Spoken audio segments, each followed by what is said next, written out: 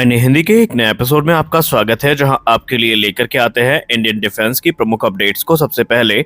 और आज के इस वीडियो में हम बात करने वाले हैं मिराज 2000 अपग्रेड प्रोग्राम के बारे में कि क्या वाकई मिराज 2000 अपग्रेड प्रोग्राम हमारे लिए एक महंगा खर्चा ही बन के रह गया है, या इसके अलावा हमें कोई बेनिफिट भी देखने को मिलेंगे, और क्यों इस समय मिराज 2000 की कैपेबिलिटी अपग्रेड को लेकर के सवाल उठाए जा रहे हैं। तो चलिए शुरू करते हैं आज का अपना ये वीडियो। मिराज 2000 एक ऐसा एयरक्राफ्ट है जो कि इंडियन एयरफोर्स की पहली पसंद बन जाता है जब भी कोई क्रिटिकल मिशन हमें पूरा करना होता है, फिर चाहे वो कारगिल का युद्ध हो या फिर बालाकोट एयर स्ट्राइक हो। यहाँ पर मिराज 2000 ने अपनी भूमिका को साबित भी किया है। और जब भारत ने 1980 के दशक में इनको खरीदा था तो फिर इस उम्मीद के साथ खरीदा था कि ये एयरक्राफ्ट पाकिस्तानी F-16 को काउंटर करेंगे और भारत को एक एयर सुपियोरिटी प्रदान करेंगे। और उस समय मिराज 2000H जो एयरक्राफ्ट है उन्होंने इस चीज़ को पूरा भी किया। लेकिन बाद में भारत ने ये डिसाइड किया कि अब जो मिराज 2000 फाइटर एयरक्राफ्ट है इनको अपग्रेड किया जाए और इन्हें मिराज 2000-5 अपग्रेड दिया जाए, जिसके बाद इनकी जो ओवरऑल कैपेबिलिटी है ये काफ़ी इन्हेंस हो सके। और इसीलिए वर्ष 2011 में भारत एक सिग्निफिकेंट डिफेंस डील को साइन करता है, जहां पर थेल्स को यह जिम्मेदारी मिलती है कि वो मिराज 2000H की जो फ्लीट है उसे अपग्रेड करें मिराज 2000-5 स्टैंडर्ड में। और यहाँ पर अलग अलग 2 कॉन्ट्रैक्ट साइन किए गए थे, जिनके बारे में आगे हम इस वीडियो में बात करेंगे। अब यहाँ पर कुछ लोग ऐसे हैं डिफेंस एक्सपर्ट जो ये मानते हैं कि जो अपग्रेड साइन किया गया, अपग्रेड की डील साइन करी गई, ये काफ़ी ज़्यादा है कॉस्ट में, लेकिन इससे जो बेनिफिट है वो काफ़ी कम मिल रहा है। क्योंकि एक्सपर्ट्स का ये मानना है कि मिराज 2000 में जो अपग्रेड दिए गए हैं उसमें अभी भी जो एडवांस एसा रडार है ये मिसिंग है, और बिना एसा रडार के आप मॉडर्न वॉरफेयर में बहुत देर तक एग्जिस्ट नहीं कर सकते। वही एक्सपर्ट्स का ये भी कहना है कि एसा रडार के एब्सेंस का मतलब ये है कि इसमें जो ट्रैकिंग और टारगेटिंग कैपेबिलिटी है ये काफ़ी प्रभावित होगी और जैमिंग रेजिस्टेंस भी काफ़ी कम होगा। इसके अलावा वो ये भी कहते हैं कि फ्रांस इस समय अपना RBE-2 जो एसा रडार है वो बेचना नहीं चाहता राफेल के अलावा किसी और फाइटर जेट में, जिसका खामियाजा भारत को भुगतना पड़ सकता है। इसके अलावा एक्सपर्ट्स ये भी कहते हैं कि मिराज 2000 को कोई बहुत बड़ा मेजर इंजन अपग्रेड भी देखने को नहीं मिला है, या इस पैकेज में इंजन अपग्रेड शामिल नहीं है। क्योंकि अगर मिराज 2000 को M53-P2 से अपग्रेड किया जाता तो इसकी परफॉर्मेंस काफ़ी इंप्रूव हो सकती थी, इसकी रेंज काफ़ी इंप्रूव हो सकती थी और पेलोड कैरिंग कैपेसिटी भी ज़्यादा हो सकती थी, लेकिन ये अपॉर्चुनिटी भी हमने मिस कर दी। इसके अलावा जो मिराज 2000 का मौजूदा रेडार सिस्टम है ये ओपन सोर्स कोड के साथ में नहीं आता है, जो कि अपने ही इसकी कुछ कह सकते हैं इसकी खामियां हैं। क्योंकि बिना सोर्स कोड का एक्सेस पाए जो भारत के इंजीनियर हैं वो इसमें अपना जो इंडियन मिड वेपन सिस्टम है जैसे कि अस्त्र मार्क 1 मार्क 2 उनको इंटीग्रेट नहीं कर सकते, और इसके लिए भी उन्हें फ्रांस पर पूरी तरीके से डिपेंडेंट रहना पड़ेगा। और एक्सपर्ट्स ये मानते हैं कि इसी पैसे को हमें अगर नए फाइटर जेट के एक्विजिशन में स्पेंड करना पड़ता तो वो ज़्यादा सेंस बनाता।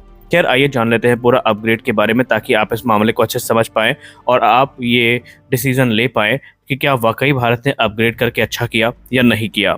भारतीय वायुसेना ने 2011 में फ्रांस के साथ एक बड़ा कॉन्ट्रैक्ट साइन किया था, जिसमें से पहला कॉन्ट्रैक्ट था $2.5 बिलियन का, जहां पर मिराज 2000 की फ्लीट जो कि 51 एयरक्राफ्ट की थी उसको अपग्रेड किया जाना था मिराज 2000 ITI स्टैंडर्ड में, और डसाल्ट एविएशन के साथ ये बड़ा कॉन्ट्रैक्ट साइन किया गया था। अब इसमें हमें लेटेस्ट सेंसर, इलेक्ट्रॉनिक्स और एवियोनिक्स मिलने वाले थे, और इसकी जो सर्विस लाइफ है उसको भी एक्सटेंड किया जाना था। डसाल्ट एविएशन का प्लान ये था कि वो 2 फाइटर एयरक्राफ्ट को फ्रांस में अपग्रेड करने वाले थे और बाकी को हिंदुस्तान एरोनॉटिक्स लिमिटेड की फैसिलिटी जो कि बेंगलुरु में है यहाँ पर इन्हें अपग्रेड किया जाना था।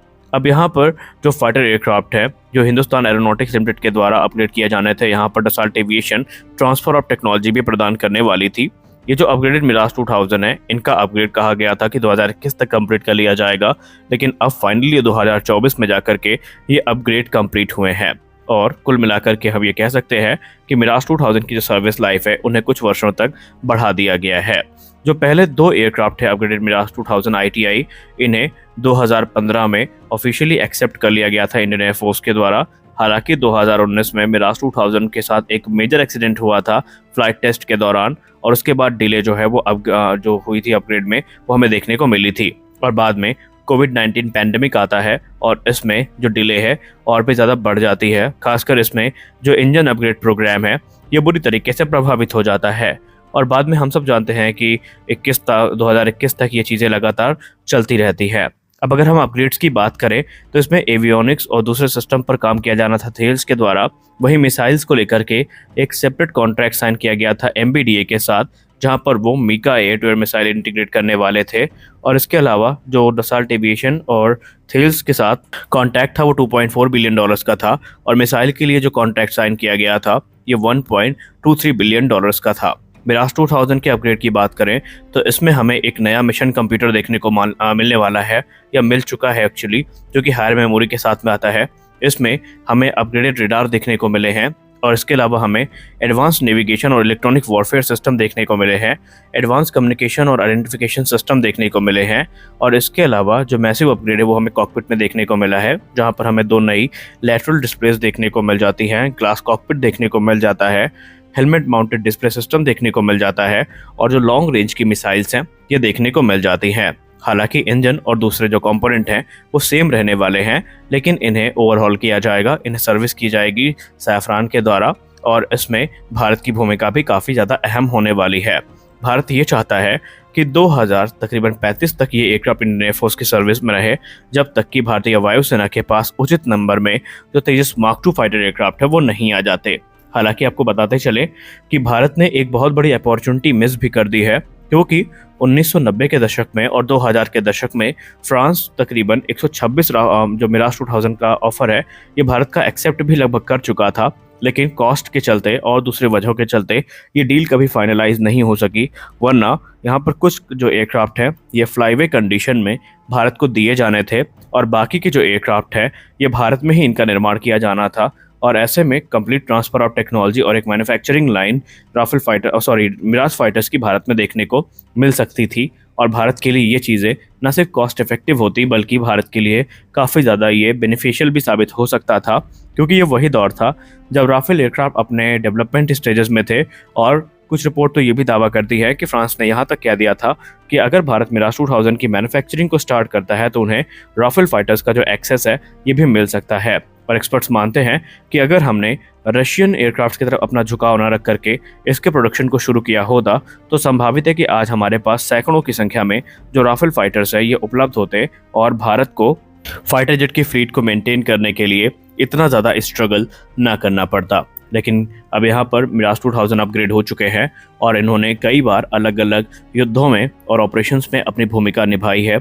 और इसीलिए जब बात हाई एल्टीट्यूड वॉरफेयर की आती है, पहाड़ी इलाकों में युद्ध की आती है, या दुश्मन के घर में घुसकर बम गिराने की आती है, तो अभी भी भारतीय वायुसेना की पहली पसंद ये एयरक्राफ्ट बने हुए हैं, और इन एयरक्राफ्ट को आगे चल के तेजस मार्क 2 के द्वारा रिप्लेस किया जाएगा। तो आज के इस वीडियो में बस इतना ही। हम आशा करते हैं ये वीडियो अच्छी लगी होगी। वीडियो अच्छी लगी तो वीडियो को लाइक करिए, नए चैनल को सब्सक्राइब करिए। मिलते हैं अगले वीडियो में, तब तक के लिए जय हिंद।